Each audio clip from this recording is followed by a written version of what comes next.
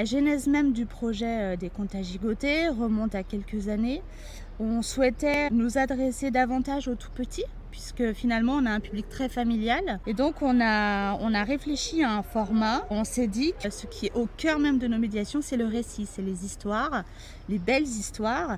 Et donc naturellement on s'est orienté sur le récit, sur le conte. On s'est dit qu'il serait intéressant pour nous d'apporter une dimension motricité. Donc de les faire gigoter. De manière générale, au musée, quand on a conçu des projets de médiation, on s'est vite aperçu que la dimension sonore était juste indispensable. Donc rapidement, on s'est aperçu que de concevoir un atelier dans les murs du musée, ça se pensait de manière multisensorielle. Et la dimension sonore était extrêmement importante, et notamment pour les tout petits. Toi, petit enfant de 2 ans, tu viens au musée avec tes grands-parents ou tes parents, et tu vas vivre le conte à gigoter. Donc on t'emmène dans l'atelier qui est dédié, donc en immersion totale. On a l'habillage lumineux. On a de très belles illustrations aussi qui se déroulent face aux enfants, et on a l'habillage sonore qui accueille déjà les enfants. Et donc le conte se déroule, le médiateur ou la médiatrice va faire l'histoire, va animer, va faire participer les enfants. Et ensuite, on va proposer aux enfants d'aller dans les salles d'exposition pour rencontrer quelques personnages principaux de l'histoire.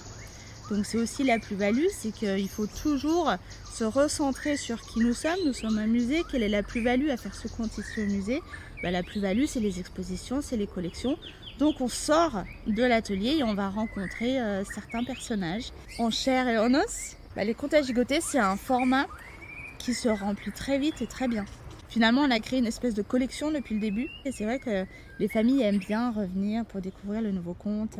Nuit noire parce que vous êtes lyonnais et que c'est facile de travailler avec des personnes qui sont autour de nous, et du coup réactivité maximum, et aussi pour vos références. Ça démontre aussi un savoir-faire dans le patrimoine qui pour moi était extrêmement important, parce que vous pouvez connaître, oui, vous connaissez nos problématiques, globalement les publics, ce qui peut leur plaire. Et moi, ce qui compte aussi là-dedans, c'est que je sais ce que je veux, mais on a aussi besoin d'accompagnement, d'être conseillé. Très belle collaboration, très agréable. Une équipe jeune qui bosse, quoi, donc ça fait plaisir.